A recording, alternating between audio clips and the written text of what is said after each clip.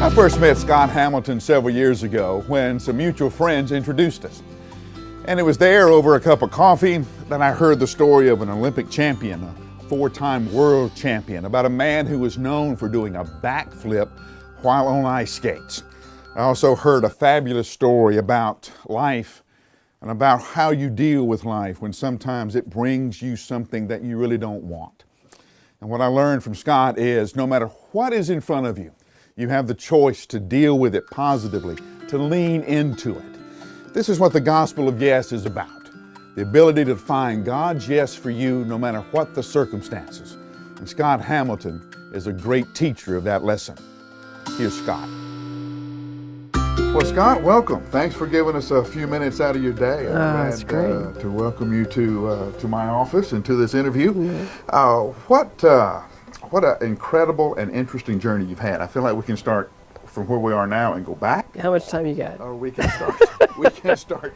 You know, from you trying to learn how to skate and then that whole process of, you know, I read your story and it's almost like you have stepped off into nothing several times. Mm-hmm.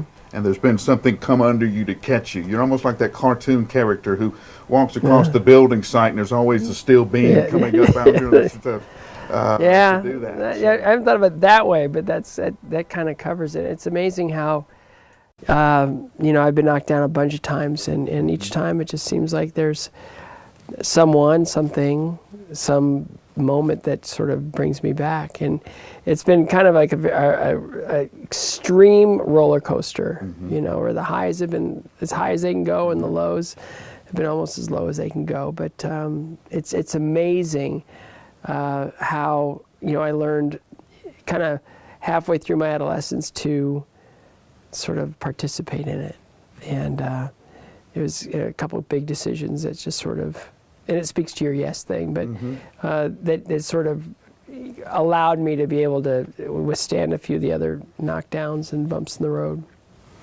Okay, you said you've learned to participate in it. Unpack that a little bit for me. Well, you know, when I was younger, I was sick as a child, and then I found skating, and that kind of got me through that. And you know, I was a serial underachiever, and my mother was always the most important person in my life. I was adopted, and so as the first adopted child, I was pretty spoiled. You know, I had whatever I want, whatever. And so when I got into skating, you know, she was my biggest fan, and around the time I was finishing up on the junior level, she got sick with cancer. And after my first year in the senior level of competition, she died of cancer, and it was there that I had to make a decision. I had to figure out where to channel my grief, and I just decided to throw it all into my skating. And so going from serial underachiever after that, you know, I kind of overachieved, you know, and it wasn't, you know, I felt like it was just sort of, it was that catalyst of get on your horse, you know, this woman gave up everything for you, and it's time for you to get out there and do what you have to do to honor her memory and honor her sacrifice and everything that she's done for you. Mm-hmm. It's interesting that you said, this is what I chose to do with my grief. Mm-hmm. This is because grief, anger, all of these are energy. Yeah. That's what they are. They are energy.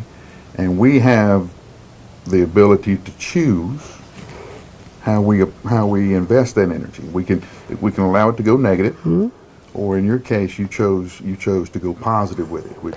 You know, I try to learn from the people around me. I just try to learn. You know, you can step left, you can step right, you can step forward, and I just decided that the best way for me to honor her and the best way I could, you know, for me to get past a lot of my years of underachieving were to kind of make it real.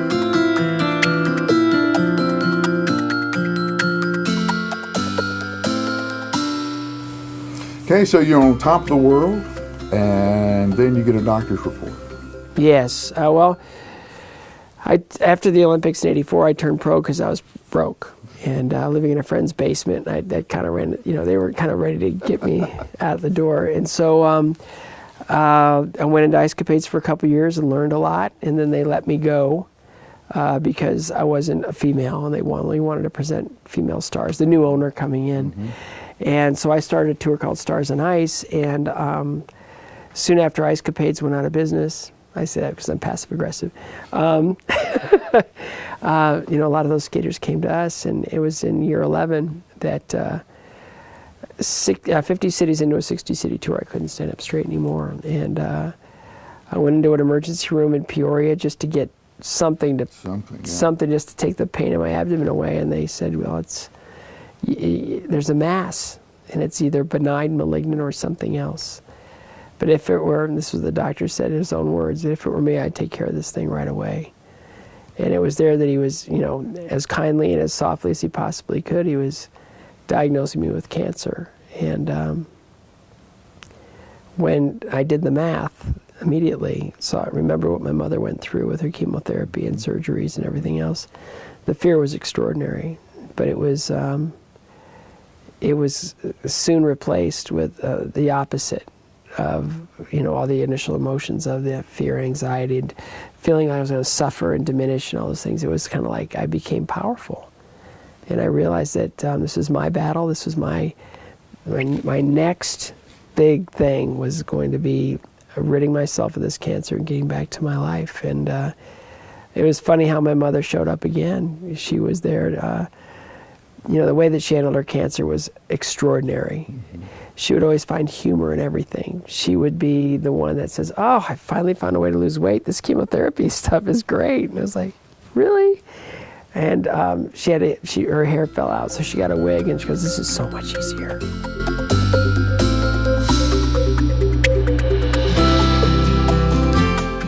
Most people would say, okay, this is cancer, I've got to get away from it, I've got to act like it's not affecting me. But your choice was to turn and actually face the beast. Oh, yeah. And just say yes to it and whatever it brought and kind of squeeze the marrow out of it. There's nothing in my life experience that didn't affect the next thing. It was like, this made this happen, this made this happen, this made this happen. In so many respects, the cancer is the only way I ever would have met Tracy.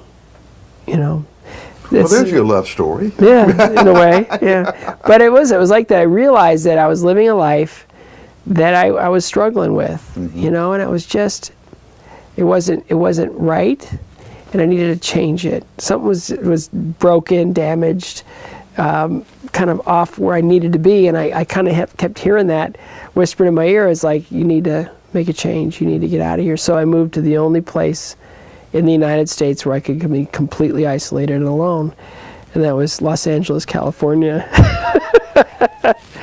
It's true how isolated and alone you can be in Los Angeles. And I went there and kind of like healed up physically, healed up emotionally, and then I met Tracy, and then the rest of it started healing.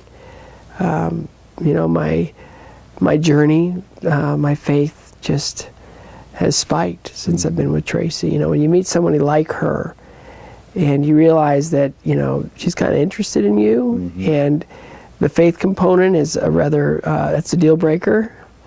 And I had my own level of faith. I was in an adolescence is the best way to put it. I was angry, mm-hmm. and I wasn't angry with God at all. I mean, I felt like I was blessed beyond my wildest dreams. I was angry at what people did to God. Mm-hmm. This is how God works. He put me with a woman that was going to take me to a minister that would just walk me out of my adolescence. Mm-hmm. I was 40-something years old, and I'm an adolescent.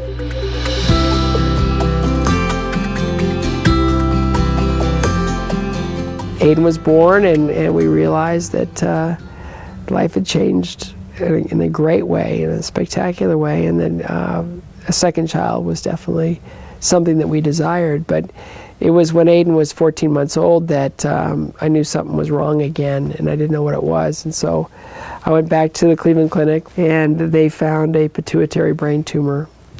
And that was a big day because Tracy was arriving that day in Cleveland because I had my annual cancer benefit. And she knew something was wrong, and so she got off the airport shuttle, and she goes, "Everything okay?" And I go, "I'll tell you upstairs." And she knew something was wrong. And so when we get up to the hotel room, and Aiden's taking the phone off the cradle and banging on it, and just doing what 14-month-old kids do. And she goes, "What's going on?" I go, "I have a brain tumor." I have a brain tumor. Which at the time didn't seem fair. Right. And she just took both my hands and started to pray. Didn't hesitate. Not a bit of hesitation. Not another question about it. Nothing. Just shunk, head down, pray. And it was a catalyst for everything else. Because it was there I realized, what am I doing? Mm-hmm.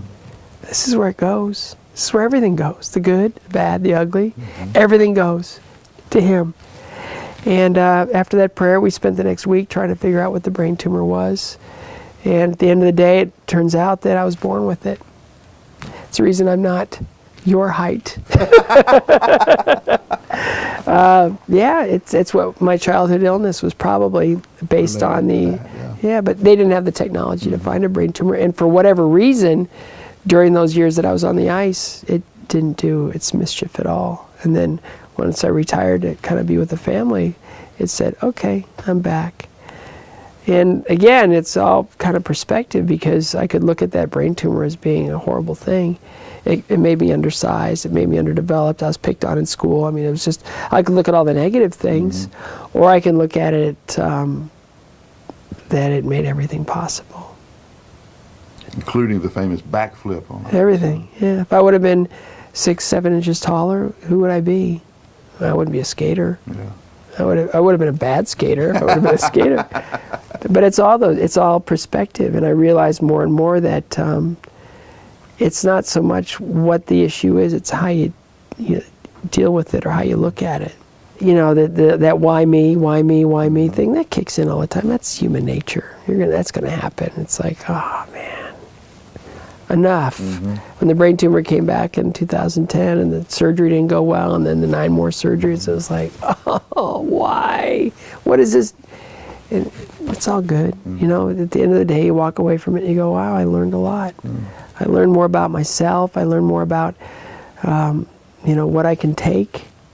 And it's amazing, if we have the attitude of leaning into something, instead of cowering away from it, how much greater the experience is of just kind of facing things and just doing it.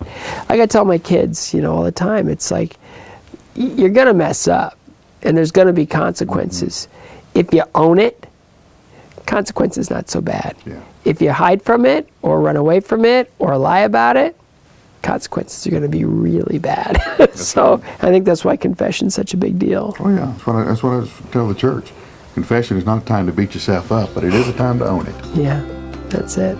Do the best you can, and if you can impact somebody positively, then wow, it's a blessing. Well, I'm one of those guys you've impacted. I'm grateful for it. Well, thanks for your time, Scott Hamilton. Thank you. Thanks for dropping by. Yeah.